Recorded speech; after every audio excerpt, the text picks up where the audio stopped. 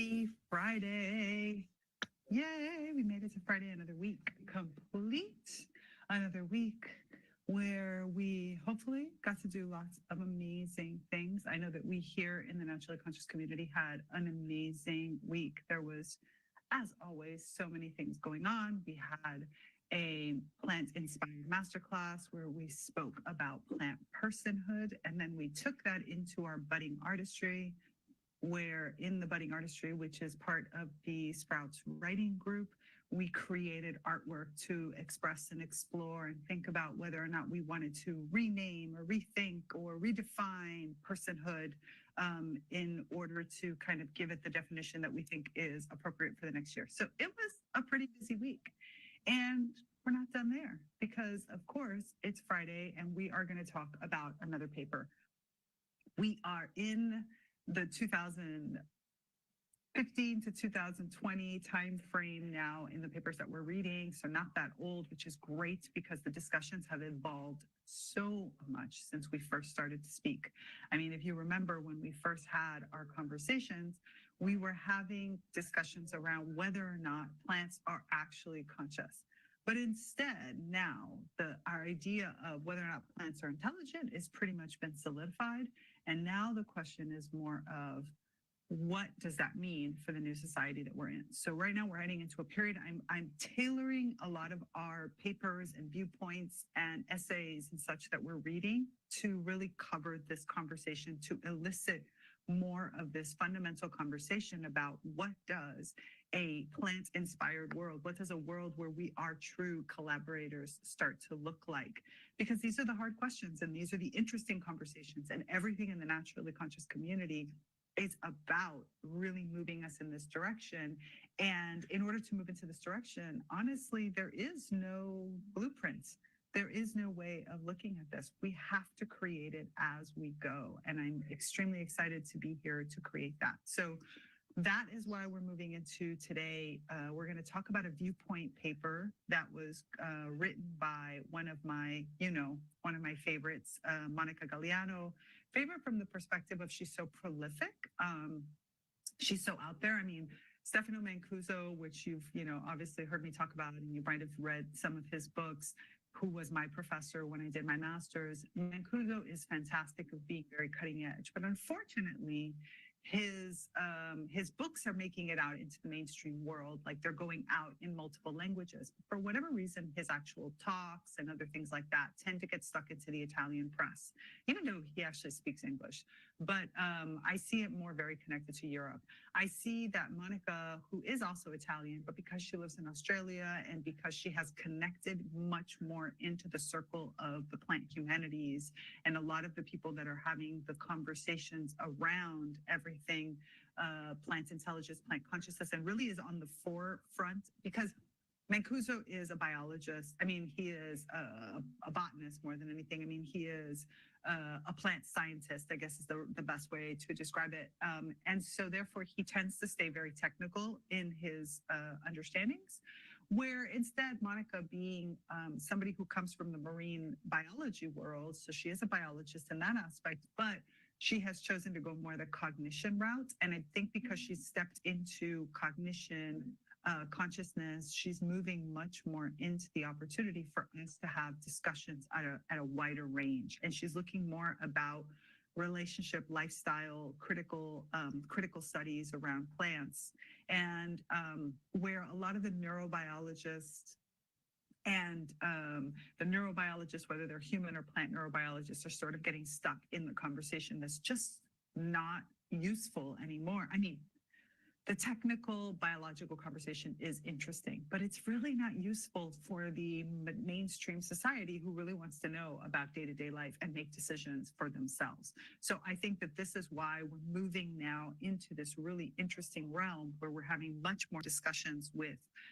philosophers. We're having many more discussions with artists. We're having many more discussions with psychologists and people who are human people. I'm going to start to now qualify that a little bit better. Humans that are exploring what happens from a humanitarian perspective, like what changes in our society, in our social and our cultural norms as we acquire this new level of understanding and awareness around our plant friends. So the paper that we're going to talk about today, which is really more of a viewpoint piece, is on planetary health. And it really asks a very difficult question, which is, are we part of the problem? So are we part of what is creating the giant issue, or are we part of the solution? So let me, as always, let me share my screen for you. And hold on, here we are. We're moving into this. I am still in the south of Italy right now, so kind of enjoying my last pretty much week here in the south, and enjoying this beautiful pilgrimage that we do every year. So here's our paper. I'm excited. It came out in a publication called Challenges, which is a fantastic name, right, for a publication. It is a viewpoint piece, like I said. So this is not based on a study. This is based on what is Monica's experience and where she's trying to go with that experience, and what she wants to share with us of what she's learned based on that experience. Hold on a second. It's like, I want to open this nice, and I'm happy to say that PDF Reader just got like a little upgrade, and I really like this upgrade. It's so much easier for the work that we're doing together. Okay, so we're just going to dive into this piece because there is a lot to talk about here, and I feel like it's just better for us if we, now I have to open it correctly. Okay, so this is a viewpoint piece. It's Monica Galliano. Again, at this point, this is 2018, so you'll see it was received in 2018 of September. It was published also in the same year. And Monica Galliano at this point is in the Sydney Environment Institute. She is, I believe, no longer there. She's still in Australia, but she has now opened a laboratory around plant consciousness. And so we're going to see in her future publications how her kind of credentials change. So this is part of the Sydney Environmental Institute. This is also the Center for Evolutionary Biology, which is a really interesting in the University of Western Australia, to which she was associated with for a while. The Center for Evolutionary Biology, I recommend, if you're interested in these topics, to go and check out, because there are some really exciting conversations that happen around there. And then In Vivo Planetary Health, which is the Worldwide Universities Networks, which is a US organization. So these are kind of the three entities that she connects to in order to write this paper. And I don't know what, I just clicked on something accidentally. Sorry, my computer is a little bit funky today. I don't know why I did that. Anyway, okay, so let's read into the abstract and let's see where we go from here, and where we conclude with this. Because I'm very curious as to how she looks at this question that I'm sure many of us ask ourselves on a regular basis, right? Are we part of the problem, or are we part of the solution, or probably we're part of both? So the abstract: planetary health, formally defined as the interdependent vitality of all natural and anthropogenic ecosystems, social, political, and otherwise, is a vast concept that has now entered the scientific lexicon. The problems associated with planetary ill health, biodiversity losses, climate change, environmental degradation, and other problems of so-called Anthropocene syndrome are considered so enormous that they can immobilize us. We may feel environmental guilt, but that alone cannot save us or the planet. I want to also state that I feel like I've been having this conversation lately with people where I feel like we're running into a brick wall over and over again by using this word climate change. Bear with me for a second. Obviously, there is global climate change. The climate is going to continue to change. This is not a doubt. I have this beautiful like beam of sunlight that's, from here it looks beautiful, but the way it kind of shows in my face is pretty weird. But bear with me. I'm outside in the elements. We're going to have this type of thing. I was saying that I think that the word climate change, we run this huge risk. Talking about renaming, as we're talking about redefining, renaming, reclaiming certain words. I feel like using this term climate change, where yes, it's concise, yes, it's easy to kind of spill out of your mouth, is a big mistake over and over again, because the climate is always changing, right? We've had ice ages, we've had moments, areas of the world, even before like humanity was so prominent on the planet. We've had areas that have desertification, like they've become deserts, they've become ocean, they've moved. We've had continents that have moved into positions. And again, humanity has this way of thinking about how the here and now that I'm living in is the way that we should always be. And this is a humongous problem because we should not be looking at the here and now as the always. And so I feel this is my own kind of conversation, and I really would love to hear what you think about it. So please, feel free to leave me a message in the chat or, in the comments about what you think. But I think if we need to redefine or rename more than anything, this concept that we keep calling climate change, think we need to completely accept that there is kind of like climate change that is natural, and therefore we should separate that out from the situations that are happening.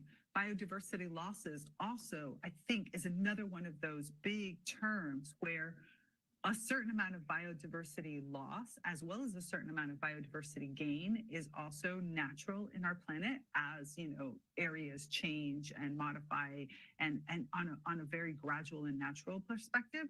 We need to better, if we're going to reach the masses, if we're not going to just go use large scare tactics, but instead we're going to enter into the heart of minds of people who maybe are not as sophisticated to the scientific lingo or who not understanding many of the implications, I think we need to rename these terms to something much more tangible, understandable.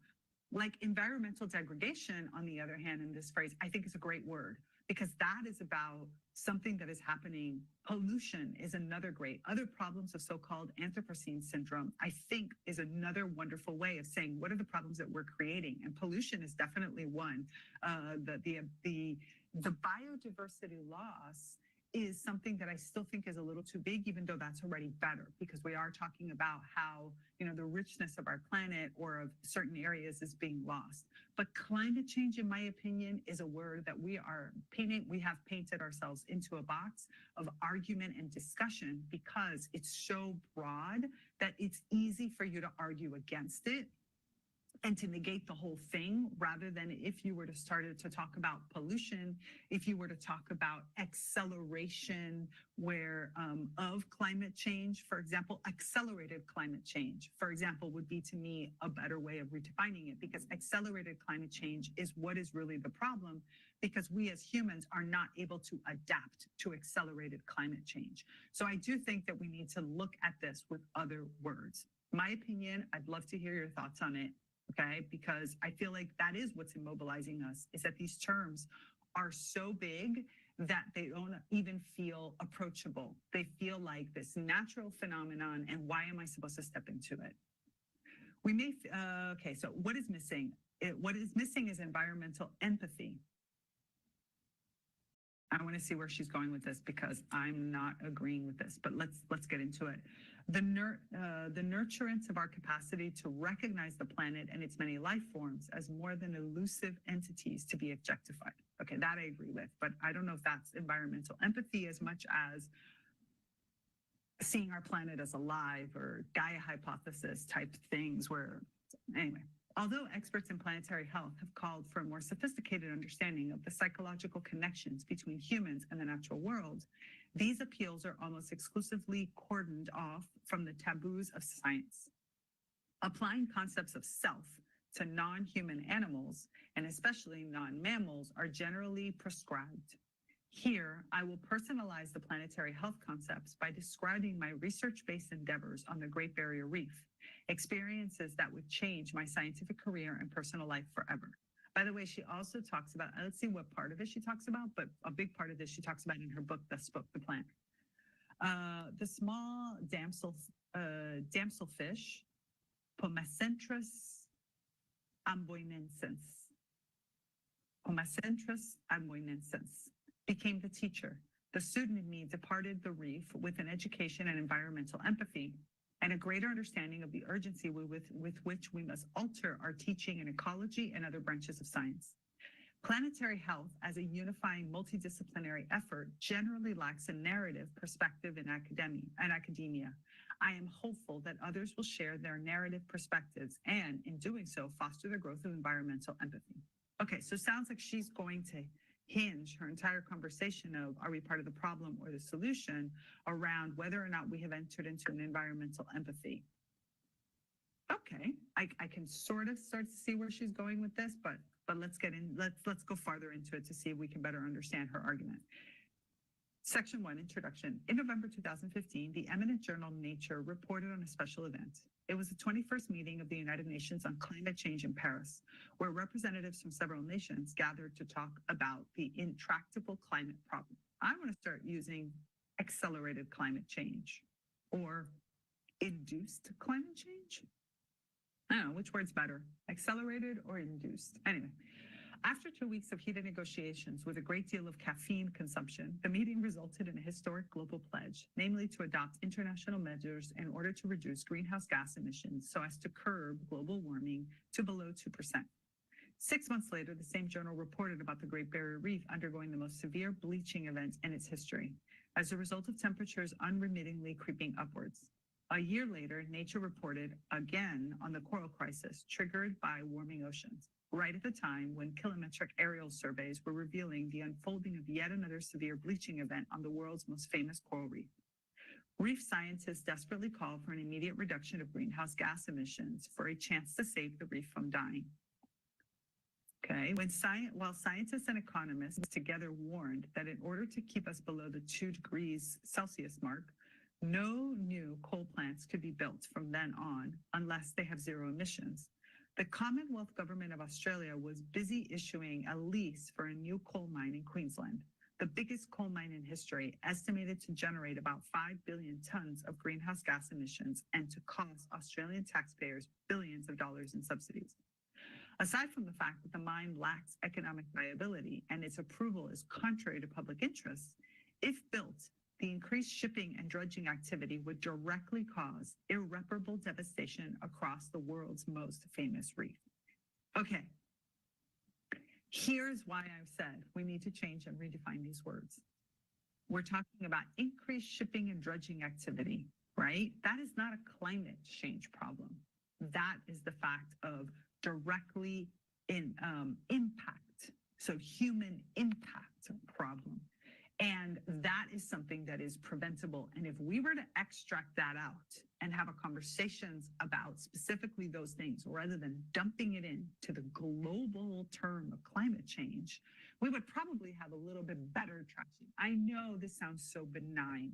It sounds so stupid because you're like, well, today, there's all these conversations. People know that these are part of the issues. It is. But when you talk to the general public, they don't see the details that we're going in through now, right? That's the reason why I do this with you. I do this here, even though we're not all scientific folks and we're not all super technical, but I read these with you and break them down because it is important for us to better understand the terminology that is being used in the news and the media and all these other conversations that are just too big to grasp your heads around. So let's break it down into its smaller parts and let's have a lot of these yes, it's an ecosystem. Yes, it's a whole systemic problem. But if we don't understand what the components of the problem are, we're going to feel powerless to look at the whole. We're not seeing, we're only seeing the forest and we're not seeing that there's trees and grasses and ferns and, other kinds of animals and spiders and all different types of bacteria and fungi growing in the forest. The entire saga is, to say the least, puzzling. The reef is not dying because of climate change. See what I mean? See what I mean? The reef, and more generally the planet, is being killed by our pathological indifference. See, this is a better phrase. And then define, what does the pathological indifference look like? The question is why. Here I will share a personal story of 2 seeds and how we may avoid repeating the past and instead truly move into a new planetary future. 2, second section, in the eye of the beholder, a preamble. Everything we know about the world comes to us through our senses. Sensing, and absolutely true. And this is the reason why here in NCC, a lot of the different programs that we have are all around expanding our senses, like getting our senses to our perception through our senses, to expand that to its full potential. Because when we experience things through our senses is when we truly get to understand through experience rather than just through intellect. So everything we know about the world comes to us through our senses? Absolutely. And here at Sprouts, we are expanding our senses to the maximum possible as the beings that we are in order for us to better experience and understand the world so that we can then create the world that we want to live in. So sensing and making sense of this huge amount of information so that one's behavior is well attuned to one's circumstances are crucial challenges, as they require a close match between one's perception and the world. Completely agree. This is what the cognitive system does. It transduces as well as provides feedback on the next moment of perception through a collection of past experience and expectations for the future. Paradoxically, information about the world is virtually always misperceived because our past experiences and expectations of the future inescapably color the perception of our current reality. This is all the ever popular conditioning that I talk about, right? We talk about this all the time. Conditioning. Our conditioning about our past experiences that color what we believe our future experiences should look like means that we do not perceive and experience the world, the present moment, the way that we should. We are instead coloring it through a lens of what we think should happen based on what we were taught would happen. Let's see. While the cognitive system opportunely remedies the misperception through new learning experiences and by always updating the framework of reference we use to perceive the external world, the end result is a representation of the world according to our judgments and biases. Absolutely. I would use judgments and biases, aka conditioning. Conditioning, and you've heard me talk about conditioning in depth. If you go through the first few episodes of the podcast, this is all about conditioning and what does conditioning mean and how does conditioning operate. So go check that out. But absolutely. Can we cleanse the doors of perceptions, as many poets, writers, and musicians have long invited us to do? Ideally, we would want our perception to be clear, but in actuality, we just go about our life with our perceptual doors being pretty grubby, dirty, just covered in stuff that doesn't allow us to really see. Generally speaking, then, the available choice is about which supports the formation of judgments or opinions that are evolutionarily and immediately adaptive by ensuring that life remains variable and changeable. Why? Because an attitude to change allows space for a can-do approach. It sees broader and alternative resolutions on perceived difficulties and builds psychological and social resources for the future. This is a wonderful sentence. I am highlighting this sentence. An attitude open to change allows space for a can-do approach. It sees broader and alternative resolutions on perceived difficulties and builds psychological and social resources for the future. That being open to change is what I believe part of our opening and embodying more of our plantness allows for. When we embody more of our plantness, we then become like a plant, able to see multiple directions and be much more open to change, much more open to taking in current information, sure, using our past to better understand it. Yes, thinking about where we want to go in the future, but first processing it through a clean lens of what is actually happening right now. I like this. I like this a lot.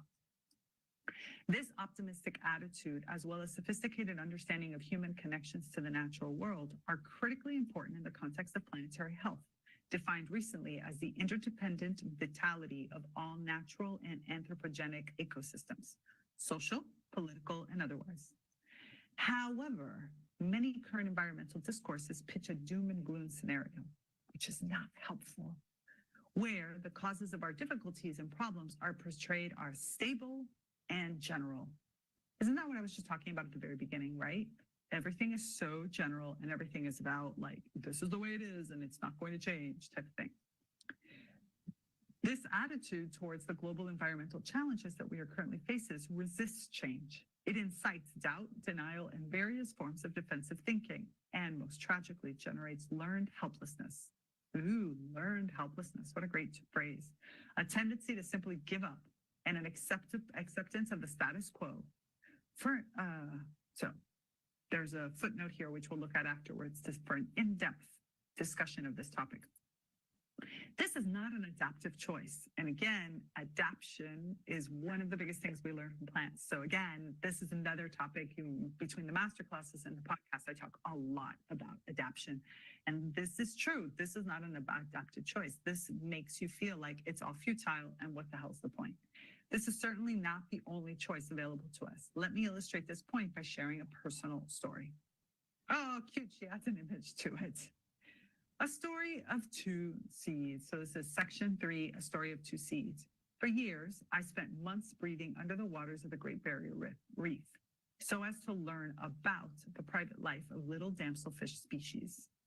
There's the little damselfish, which science calls Pomacentris amboinensis.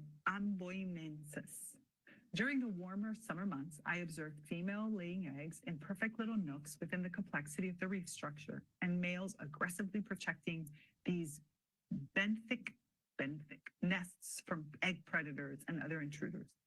The eggs are under the watchful paternal eye for a few days until hatching.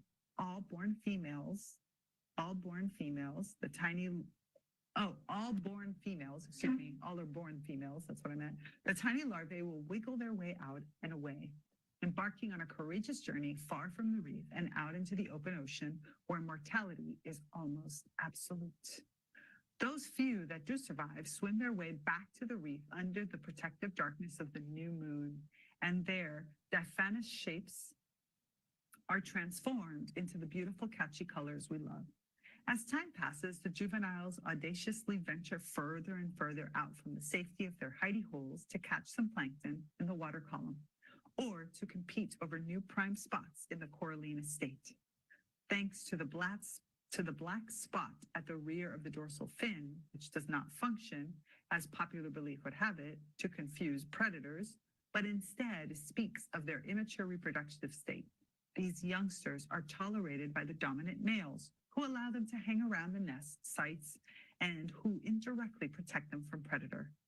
The spots will eventually disappear with age as the juveniles mature into reproductive females, after which some will also change sex to become the dominant males. I wonder what that would be like, right? To live like one part of your life, one sex, and I guess that's becoming, see, I love this. I love it when humans enter more into their natural states, and some of us are going to change sex in our lives. And so do damselfish. So what's the problem there? Damselfish do it. Why shouldn't we? Okay. But the story is not over. To spice things up, some retain the spot, although they are clearly no longer juveniles anymore. It turns out that these individuals are all mature males who have taken an alternative route, so to speak. By closely resembling the body shape of females and retaining the spots that flag them as immature, these males will sneak their way into the nest sites of the tolerant, albeit oblivious, dominant males in order to contribute to the renewal of the population with minimal effort. The presence of these bright yellow bodies of different shapes and sizes flickering in the water column like wild confetti feels like a true miracle, a celebration of life. Today, this pondering fills me with a great sense of awe. One of the most important characteristics of a deep connection with nature, that sense of awe that is regenerating, renewing, and also helps with our health, believe it or not. At the time when this species was the main object of my scientific research, however, their commitment to life did not stop me from fulfilling the murderous necessity of my science. It was like this until the fish ceased to be an anonymous data point, just another fish in the agreed sense of the word. The human-centered categorical boundaries asserted through the Linnaean classification system. Linnaean classification system is that two-word, well, actually multiple levels, where we have, the names, the scientific name is the Linnaean classification system. It's Linnaeus was the person who invented that system, in case you didn't know about this. So which is the fiction brought into being by a particular worldview, no longer an elusive entity void of individuality, but rather a distinct presence that felt much like the kind of self that abides within me. The object of my research became a subject for my learning. Then everything changed.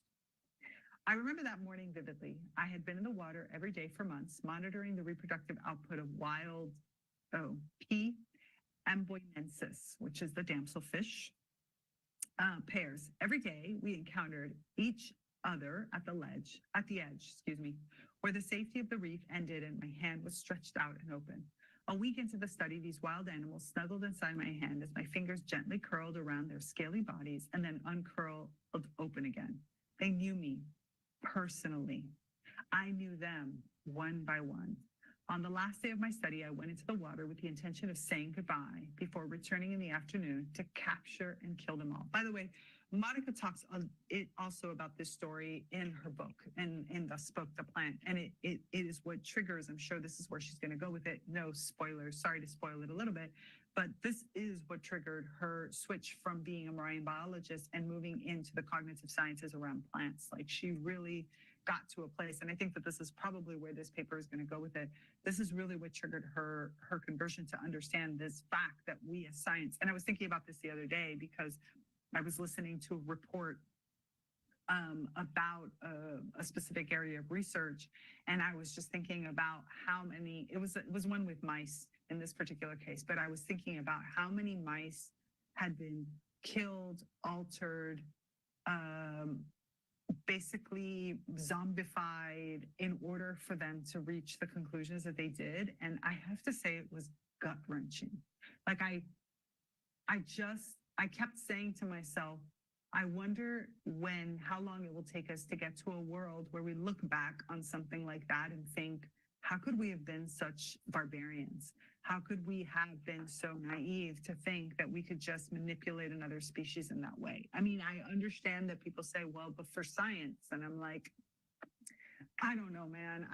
I'm trying to think of if this scientific approach that we're taking, that we think is so advanced because we can manipulate all these genes and all these different perspectives, in reality is only an excuse that we use because we're not able to connect into our bodies and understand the healing process. But that is the reason why I think that the form of the Grail has now changed to illness, and where we're moving in this direction of understanding evolutionary, like, what is the evolutionary power of illness?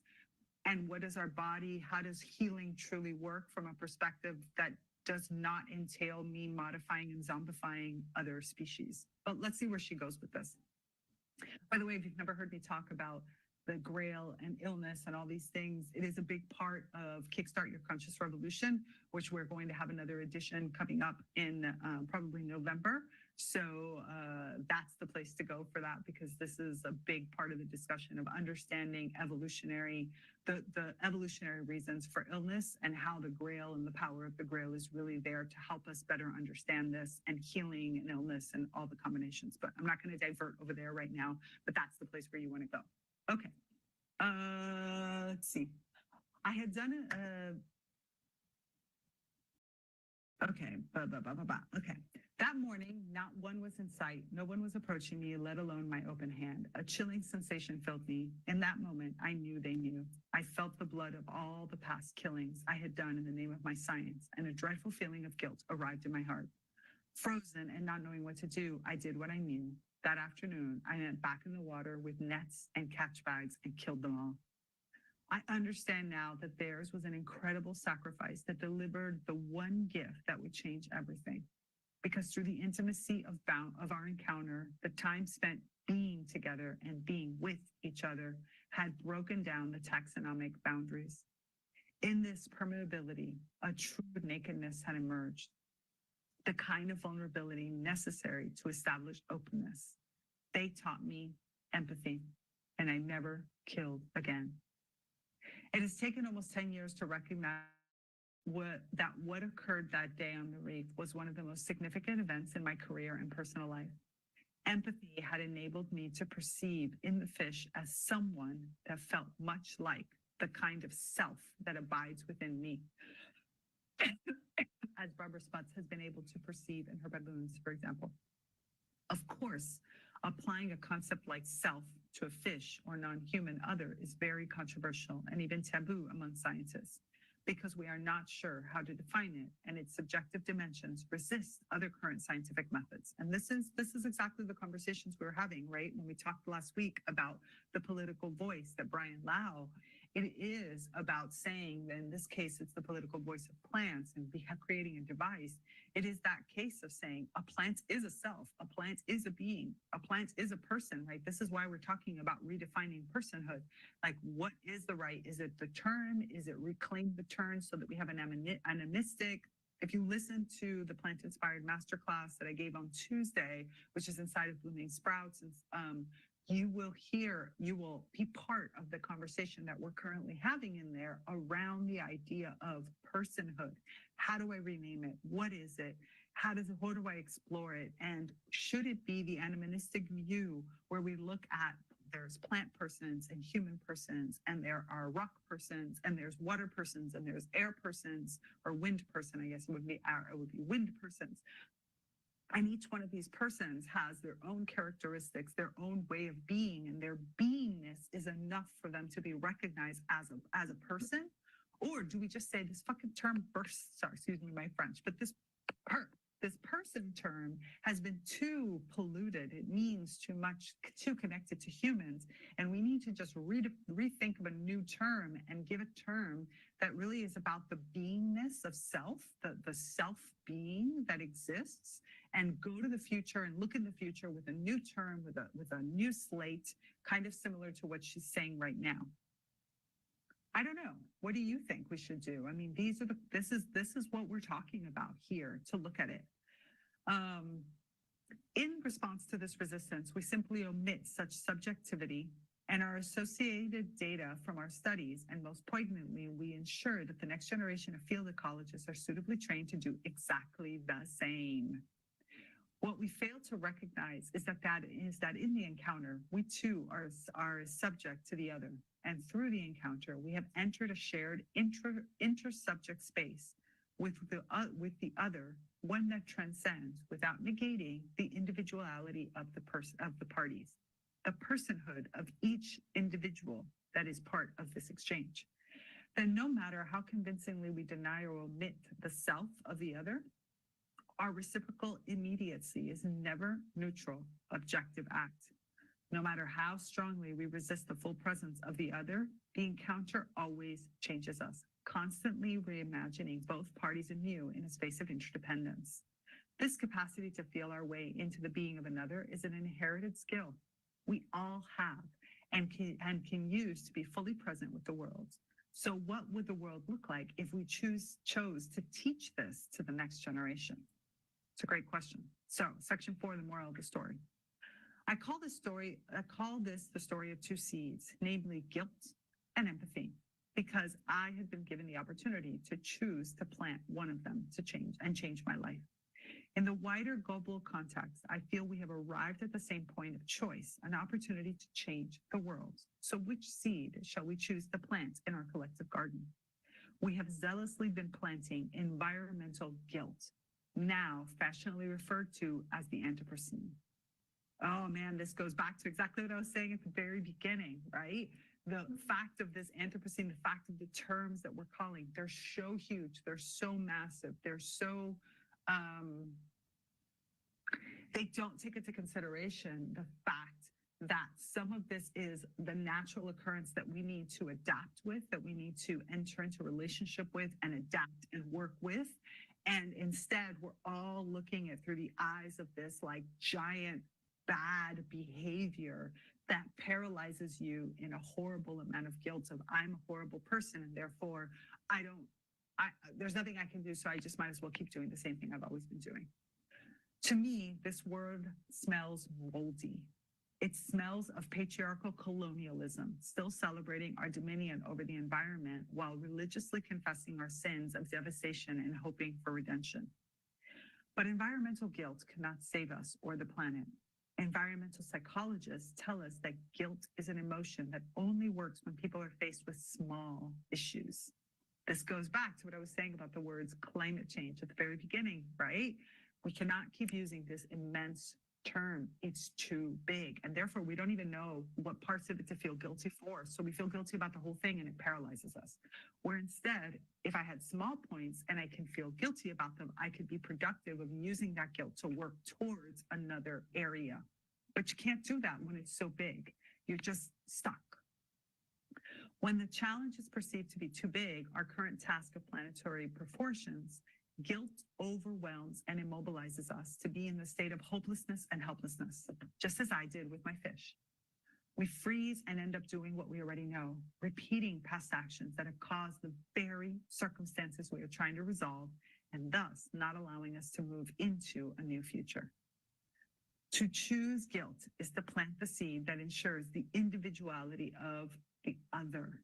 In the context of my story, the fish and the bigger story, the planet, remains an elusive entity, an objectification that is central to the lack of empathy and that is essential to our reckless exploitation. Yet, we can plant and nurture the other seed, the seed of environmental empathy. Empathy is a seed of wisdom, central to our human capacity for truer care, and it is essential to our creative inspiration. To choose empathy is to plant the seed that ensures we encounter the other, one who is constantly beckoning us to open fearlessly and to discover who we are. Just like in my own story, empathy is the inspiring seed that changes everything. By making us available to real change within and out, planetary well-being is the inevitable outcome. This brilliant turning point is only one little seed away.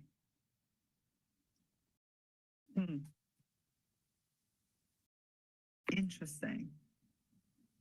Oh, see, it says it here. Declaration. This presentation is partly based on material found here. Let's go see what that is.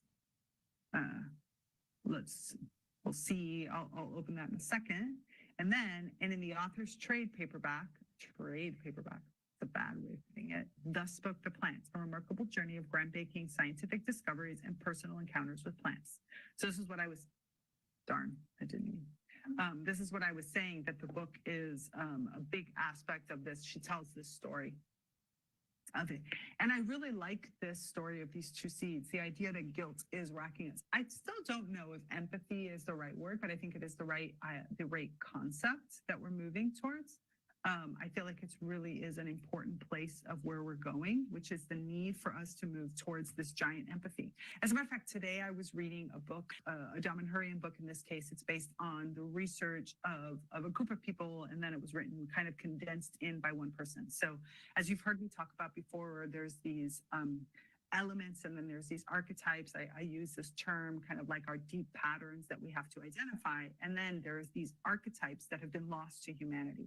These 20 major archetypes that are extremely important for us, for our co-living, our community, all the kind of co-words, right? Our cohabituation, no, not habituation. That was a really bad translation from Italian to English in my head.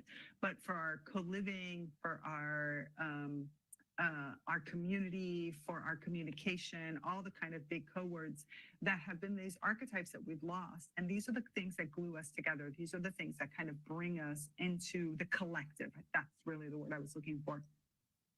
And these archetypes, this area of research here in Damanhur is to reclaim these archetypes. And one of the proposals for that one of these archetypes that was presented in this book by the research that this particular Damanhurian has done for many, many years is the idea of, he calls it the archetype of, hold on, I need to think of the word. Gosh, it's one of the sufferers in, my brain is thinking in Italian, so now I need to translate words from Italian back. Hold on. At mercy, that's the word I was looking for, mercy. The archetype, he calls it the archetype of mercy. And the archetype of mercy, in his opinion, is when a person, we tend to think of sacrifice and mercy in these very negative terms, right? The person who is merciful, the person who is very forgiving tends to be a kind of a little bit of a little bit naive, tends to be somebody who maybe is not in the know, where his opinion is that when we reconnect, when we recuperate or rediscover the archetype of mercy, we will discover, which I completely agree with him on this, that the archetype of mercy is really the archetype of mastery, where I am so comfortable in my mastery that I can allow for differences, that I can be merciful of all exchanges and all ideas, and I could look at everything with its merits. He uses examples like Gandhi and Mandela and many of Martin Luther King, of these extreme people who really faced extreme hardships, or who faced head on, better said, extreme hardships, extreme cruelty, extreme ugliness, and yet chose to look at it with a merciful attitude. And that these are not people who are stupid or naive or didn't understand what was happening and are just out there. But they are people who are so comfortable in their own skin. They have such a sense of what is right within them that they understood that the way that you approach is through deep empathy and compassion, rather than trying to go through anger and strength. And as a matter of fact, from a Kabbalistic perspective, mercy is the sephira that is in balance with strength and force. The idea of understanding how to shift between when am I supposed to use force and when am I supposed to instead go through extreme mercy, when I'm supposed to be merciful. And it is the balance between these two that is extremely powerful, because it's what leads to the heart center of Tiferet. So I have Hesed and Gebura, which is, again, mercy and strength. Mercy being a masculine action, an action that I take, I am merciful, where in reality, strength is a defensive, a containment.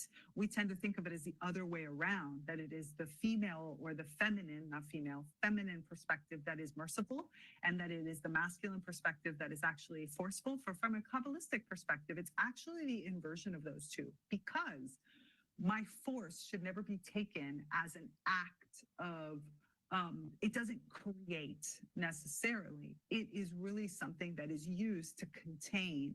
It is used to defend. It is used to hold a stance. It is used to really be the strength that holds things together, where mercy is an action that you have to consciously take. I have to work at being merciful, and I have to apply my mercy for others. So it is not a passive action. It's action. It is a movement towards that. And so part of the research that was done is that this archetype of mercifulness within us has been lost. And I think that it's that archetype that connects into deep, deep, deep compassion. And I think that that's where Monica was trying to went with this article, which is that what we need for planetary change, what we need to better understand the other species out there with which we share this planet, is not the creation of more rigid rules and of guilt and of feeling like you're behaving badly and you're doing things wrong. But what we need is extreme compassion for ourselves, that we're doing the best we can and that we can do better, being merciful and compassionate to myself, and that empathy, that compassion, that mercy towards other beings. And again, mercy not in is I'm be above you and I'm going to be nice to you, but mercy from the perspective of really the global definition of I have extreme empathy and compassion, and therefore why would I ever hurt you as a being, as somebody who has personhood, who has a self, and I also have a self. So therefore, we're going to enter into a reciprocity relationship of understanding, what does my selfhood, what does my personhood look like? What are the characteristics, as we talked about in the masterclass, the last Plants Inspired Masterclass? What does personhood really look like? And then what is it to be? And then from there, how do I apply that and in the world that I live in, by looking at the world through this merciful, compassionate, empathetic, in the case of the words that Monica uses, look. And I think that's a really interesting perspective. I kind of don't like the fact that she didn't answer she didn't really answer or didn't tackle head on the difficult question that she poses in the title of this, right? Are we part of the problem or part of the solution? When she asks about planetary health, I mean, I think she indirectly says we can be either one. I think she needs to be I would have liked for her to be a lot stronger in this, to say, it is not about, we can be either one.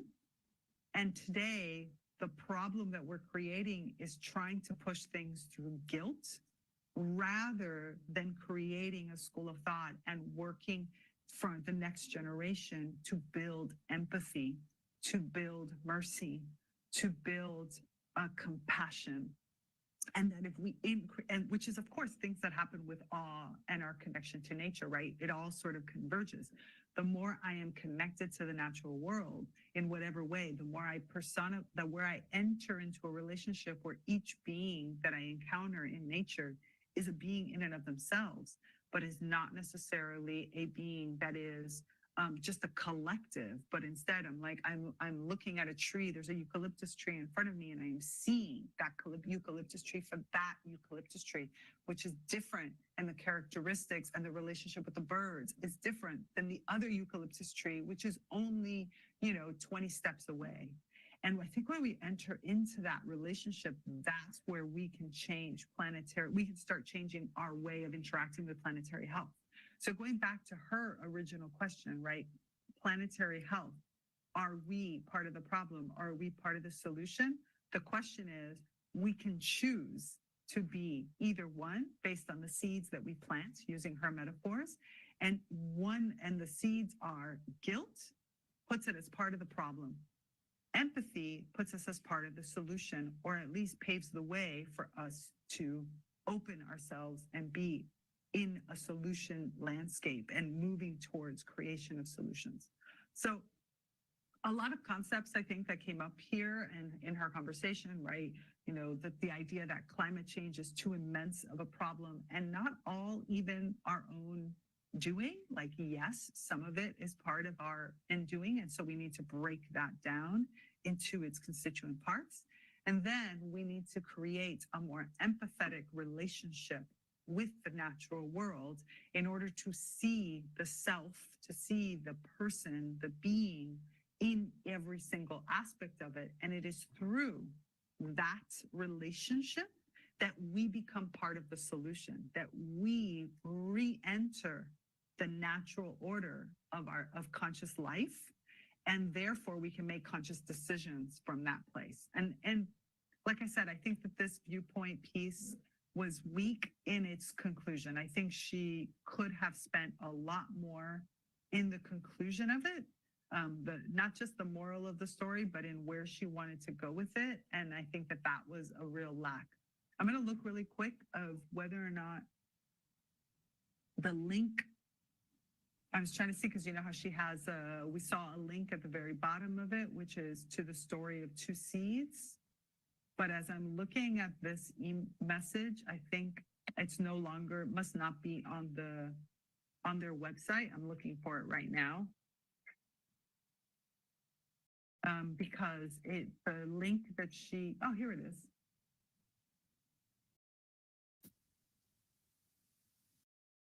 There we go. Okay. Okay, hold on. I'm going to share this because I think it's interesting. Let me prep it for you, and then I'm going to share it so that you can see. Hold on.